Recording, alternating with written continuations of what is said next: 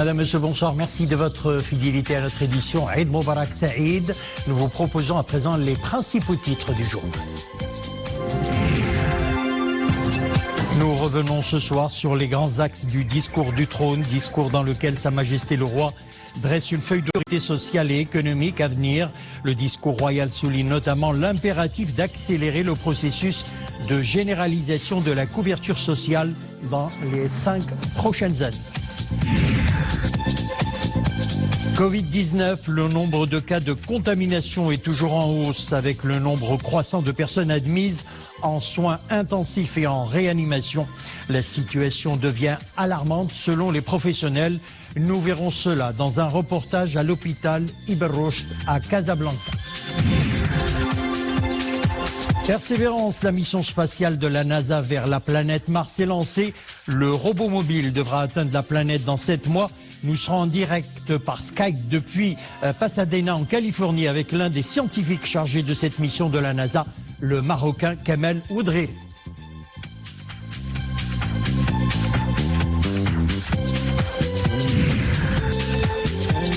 Et puis nous irons en fin de journal à Sidi Bou Raba. Sidi Bou Raba, un des sites naturels les plus prisés par les visiteurs pour sa riche biodiversité. Depuis juin dernier, la mortalité de poissons inquiète les défenseurs de l'environnement. Et selon les premiers résultats des analyses effectuées, cet incident est dû principalement au manque d'oxygène dans les eaux du lac. Le discours du trône prononcé par Sa Majesté le Roi Mohammed VI dresse une feuille de route des priorités sociales et économiques. La relance économique et la protection sociale sont les priorités de la prochaine étape. Le discours royal souligne l'impératif d'accélérer le processus de couverture sociale dans les 5 prochaines années et de prendre des mesures appropriées afin d'assurer les systèmes de protection sociale et de mettre en avant, ou plutôt en œuvre, l'appui social à travers l'opérationnalisation du registre social unifié. Farah Saaf et Iman Ablo. Alhamdulillah, wassalatu wassalamu ala moulana rasoulillah wa alihi wa sahbihi. Shabi al-Aziz. Une feuille de route avec une portée d'acheminement stratégique pour l'après-crise sanitaire. Sa Majesté le Roi fait un diagnostic clair et lucide en mettant l'accent sur les points forts de la riposte marocaine. Le discours royal met en exergue l'urgence d'élargir la couverture sociale, celle d'opérationnaliser le registre social unifié et la redéfinition de l'ordre des priorités. La voie judicieuse pour mettre en place un modèle économique et social qui répond aux besoins d'une économie inclusive et stratégique. كما عودنا جلالته أنه يأتي بمقترحات حلول ولا يتوقف. Sa Majesté le Roi ne se contente pas d'établir un simple diagnostic. Il propose des solutions. Le souverain a évoqué la période post-Covid-19 avec la définition de 4 principaux points. D'abord, la relance économique par l'injection de 120 milliards de dirhams. C'est l'équivalent de 11% du PIB, avec un appui prononcé à la promotion des PME. Deuxième point, la création d'un fonds d'investissement stratégique pour une meilleure coordination entre les secteurs publics et privés. Le troisième point s'articule autour des réformes de l'administration publique. Enfin, le quatrième est relatif à la généralisation de la protection sociale pour tous les Marocains. Le discours royal rappelle ainsi la nécessaire instauration d'un cadre contractuel pour réunir les chances de réussite de ce plan et l'adhésion de divers acteurs. La globalité et le sens opérationnel étant la clé de voûte de cette approche. Le succès de ce plan requiert l'approfondissement de la réforme du secteur public et le regroupement des programmes sociaux qui sont à présent quelque peu dispersés. Ce plan doit être cadré par une bonne gouvernance basée sur la transparence, l'intégrité et la consécration de la corrélation entre la responsabilité et la reddition des comptes. Le nouveau modèle sollicite les efforts de tous, citoyens et acteurs économiques dans un cadre forcément interactif. Un ambitieux plan qui accorde une place capitale à l'instauration de la justice sociale et spatiale. Le souverain appelle au lancement d'une opération décisive au cours des 5 prochaines années pour la généralisation de la protection sociale, en préconisant le déploiement progressif de ce processus à partir de janvier prochain. Et à l'occasion de la célébration du 21e anniversaire de l'accession au trône de Sa Majesté le Roi Mohammed VI, les chutes du Niagara et la tour du Canadien National ont été illuminées aux couleurs du drapeau marocain sur fond de musique tiré du répertoire musical marocain. Vous allez entendre dans quelques instants des dizaines de membres de la communauté marocaine établie au Canada ont fait le déplacement pour assister à ce spectacle lumineux, éblouissant et fort en symbole.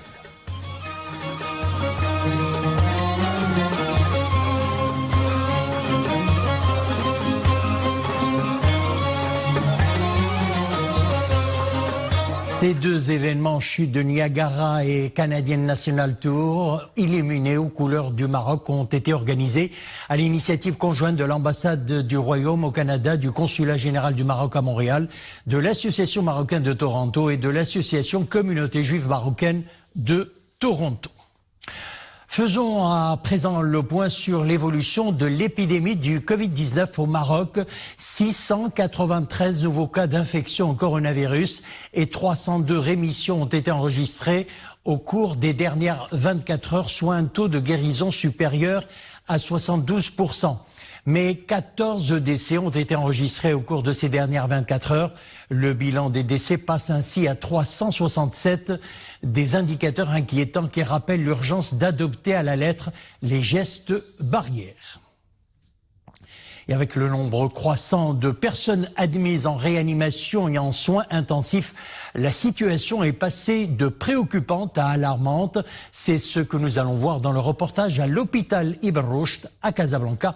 Ahmed Laroui, Nissé El Hamdaoui. Le balai des civières est interminable à l'hôpital universitaire Ibn Rushd de Casablanca. Des patients Covid-19 qui débarquent dans le service de réanimation dans un état critique et d'autres malades touchés par le même virus qui se battent pour la survie ou juste pour continuer à respirer. Le Covid-19 est impitoyable. Il touche des jeunes sans antécédents médicaux et des moins jeunes déjà éprouvés par des maladies chroniques. La réanimation, le service névralgique de cette bataille, est visiblement en détresse. En ces deuxièmes journées de l'Aïd, il croule sous le nombre de patients très affaiblis.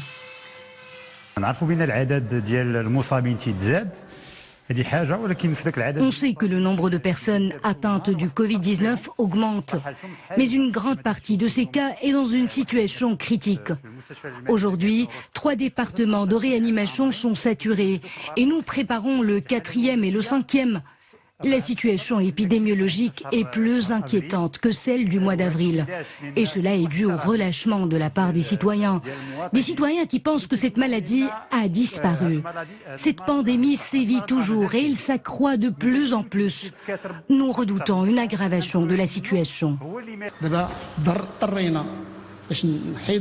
Nous nous sommes vus obligés d'évacuer les malades souffrant d'autres pathologies pour n'en admettre que les patients Covid-19. La réanimation est envahie par un nombre croissant de cas critiques. Nous sommes au bord du précipice. La situation est dangereuse. Si on continue à ce rythme, on risque d'être dépassé. Le corps soignant, toujours debout au chevet des patients, commence à montrer des signes de fatigue. Le moral est sérieusement atteint. Normal. En cette période de recrudescence du nombre de cas critiques, la gestion du service de réanimation s'avère une lourde tâche.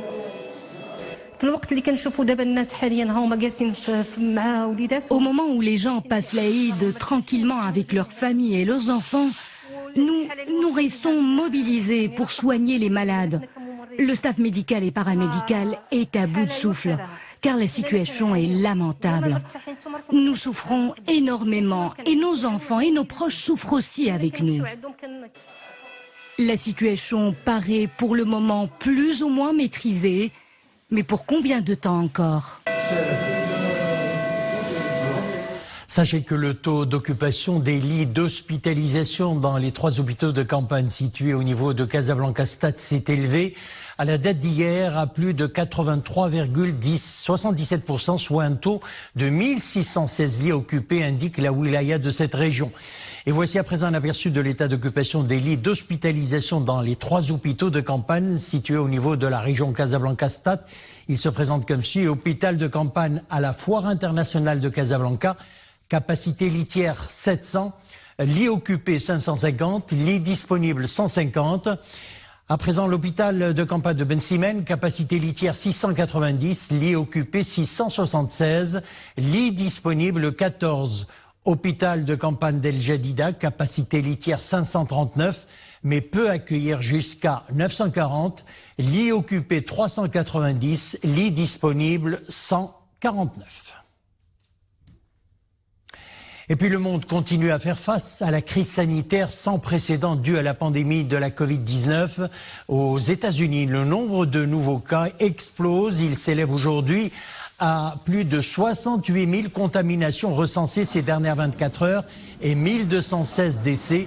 Les régions les plus touchées sont la Californie, le Texas, la Floride et l'État de New York. Le bilan continue de s'alourdir aussi au Brésil, 1212 morts et plus de 52 000 contaminations ont été enregistrées ces dernières 24 heures.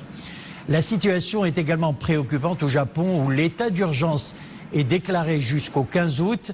Italie, Espagne, France, Belgique, Allemagne et Portugal, le nombre de cas ne cesse de remonter. La France envisage d'ailleurs une refermeture des frontières.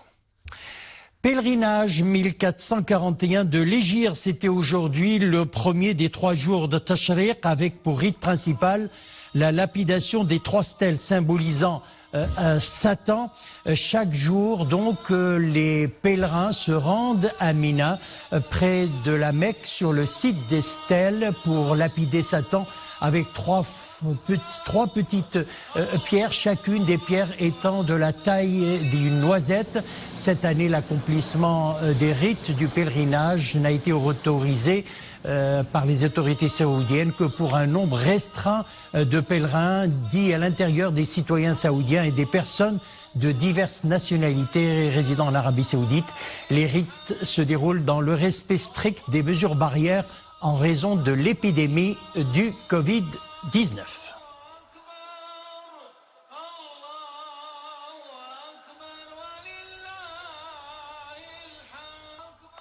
Et c'était, vous l'avez corrigé de vous-même, 3 fois 7 pierres. On va dans l'espace à présent, lancé jeudi depuis Cap Canaveral en Floride. Persévérance, le robot mobile dont la mission est d'étudier le climat et la géologie de Mars, arrivera à bon port si tout se passe bien dans 7 mois. Une mission spatiale à laquelle prend part d'ailleurs le scientifique marocain Kamel Ouedriri. Myriam Messi. Avant-hier, jeudi 30 juillet 2020, Cap Canaveral en Floride. Il est presque midi quand la fusée Atlas 5 prend son envol. 5, 4, engine ignition, 2, 1, 0. And liftoff. As the countdown to Mars continues, 480 millions de kilomètres à parcourir avant d'atteindre sa destination finale, la planète Mars. C'est le début d'une quête de traces de vie ancienne sur notre voisine du système solaire. C'est la première fois de l'histoire que nous mettons le cap vers Mars avec la mission de trouver des traces de vie dans un autre monde. Serons-nous capables d'assurer cette mission? On ne sait pas. On ne sait pas si une vie est possible sur Mars. Ce dont nous sommes sûrs, c'est que la planète était à un moment de l'histoire habitable. Habitable, non habitée. Dans l'enceinte du centre de contrôle de cette impressionnante expédition, une équipe d'experts de haut calibre. Parmi eux, au premier plan à droite en chemise blanche, Kamel Ouedriri. Le scientifique marocain a déjà en son compte plusieurs projets d'exploration importants, dont The Mars Exploration Rovers, la mission internationale Cassini vers Saturne, ou encore la mission Grail. Persévérance, le robot de l'agence spatiale américaine NASA arpentera le sol martien, précisément un cratère de 50 km de diamètre, dit J0, où le climat et la géologie seront étudiés. Pour la première fois, un hélicoptère autonome survolera Mars, ce qui transformera notre vision d'explorer le monde dans le futur. Fuel injector pressures are responding well to demands on the engine. Une aventure sur plusieurs années qui ouvrira la voie à l'exploration humaine de la petite sœur de la Terre. Arrivée prévue le 18 février 2021.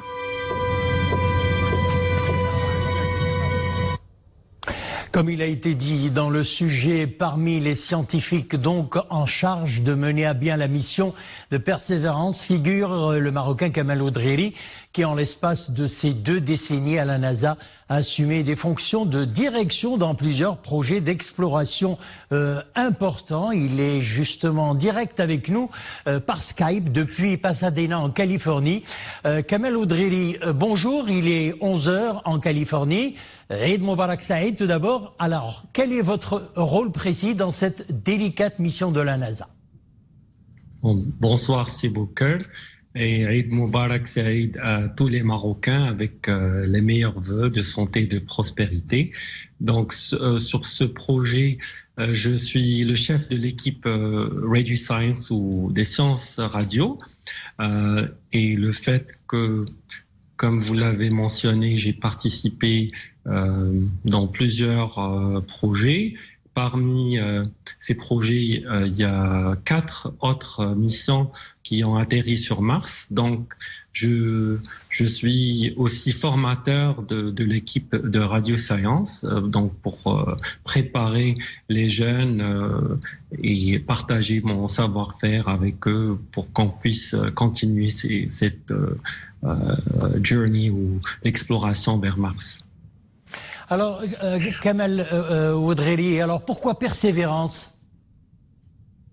Bon, Persévérance, d'abord c'est un robot, c'est le plus sophistiqué que la NASA a jamais envoyé sur Mars.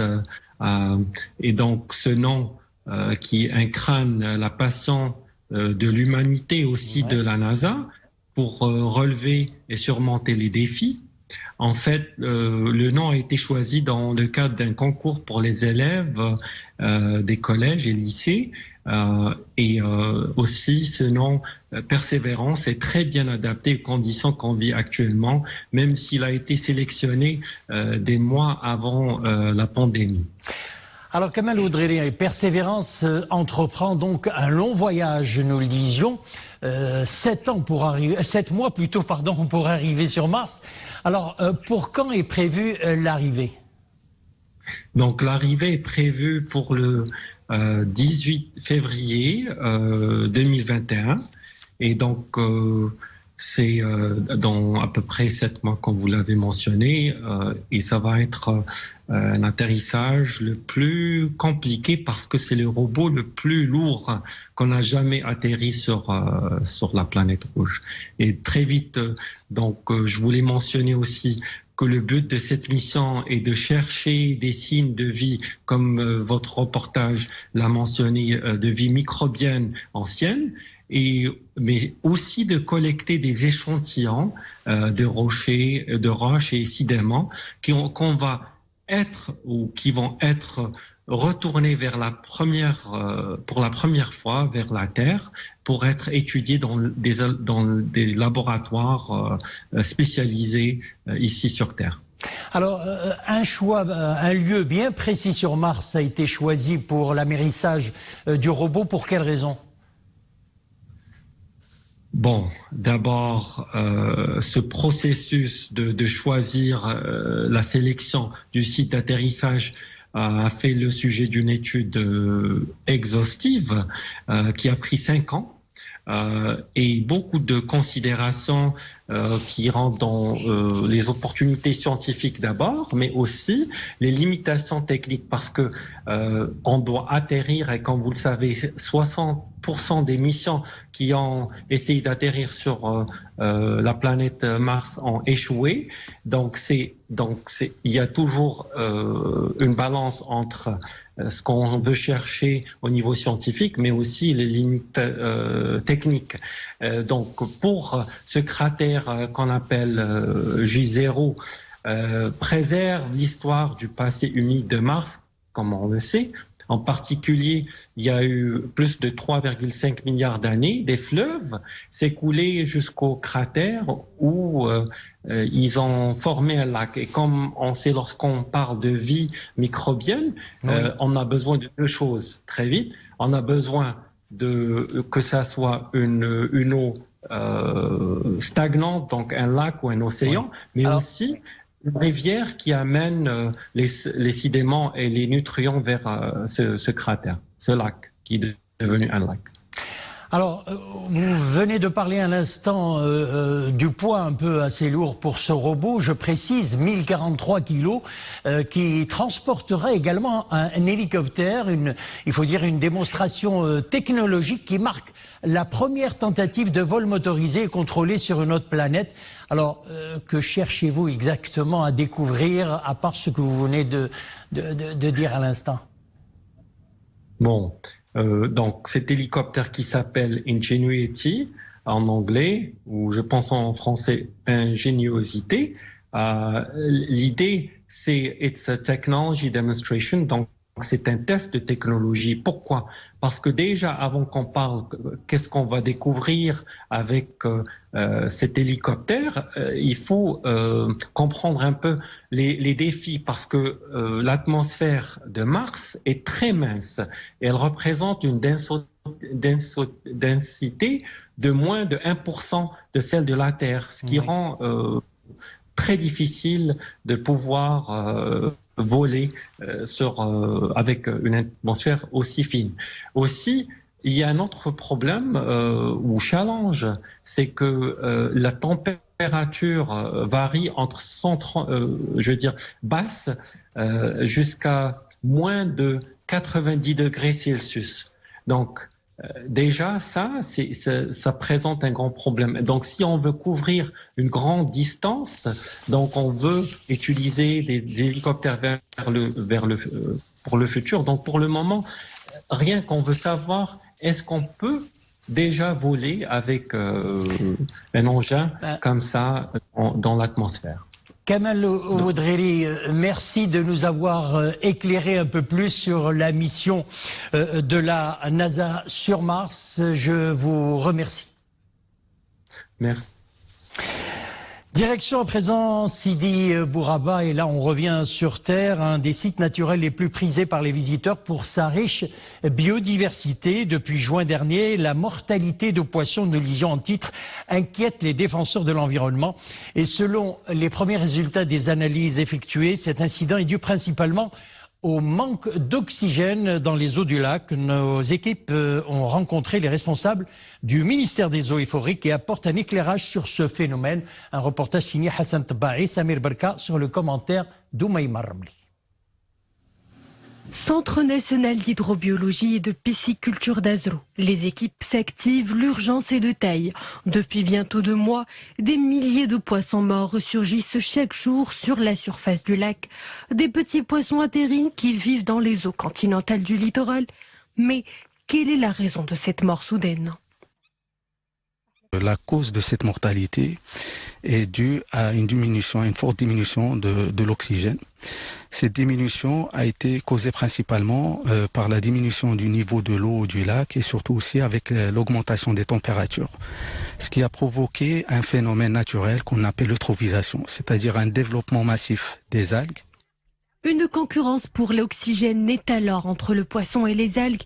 Et justement, pour protéger les espèces naturelles de ce joyau écologique, le ministère de tutelle est aux aguets. La spécificité des écosystèmes humides, comme le cas de Sidi Bouraba, fait que ça nécessite un suivi rigoureux, que ce soit à travers des études d'élaboration des plans d'aménagement et de gestion en vue de la conservation de sa biodiversité, ou à travers la mise en place d'un certain nombre d'indicateurs de suivi rigoureux pour détecter les moindres déséquilibres dans le fonctionnement de ces écosystèmes. Avec ses arbres touffus et sa verdure particulière, Sidi Bouraba est une zone humide d'escale de plusieurs espèces d'oiseaux migrateurs, un cadre paradisiaque, l'un des milieux naturels les plus riches en termes de biodiversité. Voilà, c'est avec cette page environnement que nous refermons l'édition. Merci de l'avoir suivi. L'info revient sur Oula à 21h. Excellente soirée.